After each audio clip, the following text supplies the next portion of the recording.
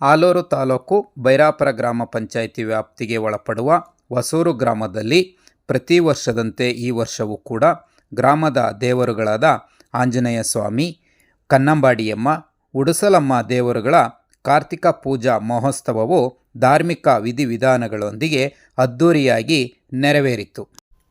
ಗ್ರಾಮದ 3 ದೇವರುಗಳನ್ನು ಹಾಸನ ತಾಲೂಕಿನ ರಾಮದೇವರ ಹಳ್ಳದ ಶ್ರೀ ಕ್ಷೇತ್ರ ರಾಮಲಿಂಗೇಶ್ವರ ಸನ್ನಿಧಿಯಲ್ಲಿ ಗಂಗಾಸ್ಥಾನಕ್ಕೆ ಕರೆದೊಯ್ದು ಅಲ್ಲಿಂದ ಬಂದ ನಂತರ 3 ದೇವರುಗಳಿಗೆ ಅಭಿಷೇಕ, ಪುಷ್ಪಾರ್ಚನೆ, ಅಷ್ಟೋತ್ತರ ಪಠಣೆ, ಬೆಣ್ಣೆ ಅಲಂಕಾರ ಮಾಡಿದ ನಂತರ ಉತ್ಸವ ಮೂರ್ತಿಗಳನ್ನು ಗ್ರಾಮದ ಪ್ರತಿ ಬೀದಿಗಳಲ್ಲೂ ಮೆರವಣಿಗೆಯ ಮೂಲಕ ಕರೆದೊಯ್ಯುತ್ತಿದ್ದರು.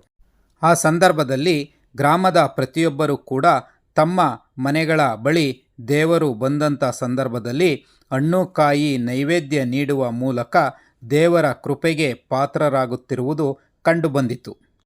ಈ ದೇವರ ಉತ್ಸವದ ಬಗ್ಗೆ ಬೈರಾಪುರ ಗ್ರಾಮ ಪಂಚಾಯಿತಿಯ ಮಾಜಿ ಉಪಾಧ್ಯಕ್ಷ ಎಚ್.ವಿ. ನಂದೀಶ್ ಗೌಡ ಮಾಧ್ಯಮದೊಂದಿಗೆ ಮಾತನಾಡಿ, ನಮ್ಮ ಗ್ರಾಮದಲ್ಲಿ ನೆಲೆಸಿರುವ ಈ 3 ದೇವರುಗಳ ಇತಿಹಾಸವು ಸುಮಾರು 200 ವರ್ಷಗಳದಾಗಿದ್ದು, ಪ್ರತಿಯೊಬ್ಬ ಗ್ರಾಮಸ್ಥರು ಕೂಡ ತಮ್ಮ ಕಷ್ಟ ಕಾರ್ಪಣ್ಯಗಳನ್ನು ದೇವರ ಬಳಿ ಹರಕೆಯ ಮೂಲಕ ಹೇಳಿಕೊಳ್ಳುತ್ತಾರೆ.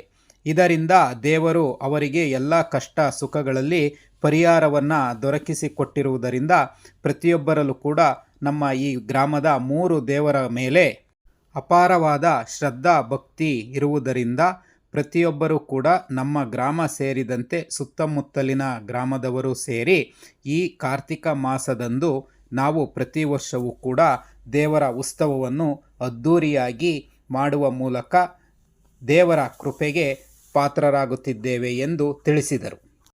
ಉತ್ಸವ ಮುಗಿದ ನಂತರ ಗ್ರಾಮದ ಎಲ್ಲ ಮತ್ತು ಸುತ್ತಮುತ್ತಲ ಗ್ರಾಮದ ಎಲ್ಲ ಸಾರ್ವಜನಿಕರಿಗೆ ಅನ್ನ ಸಂತರ್ಪಣೆಯನ್ನು ಏರ್ಪಡಿಸಲಾಗಿತ್ತು.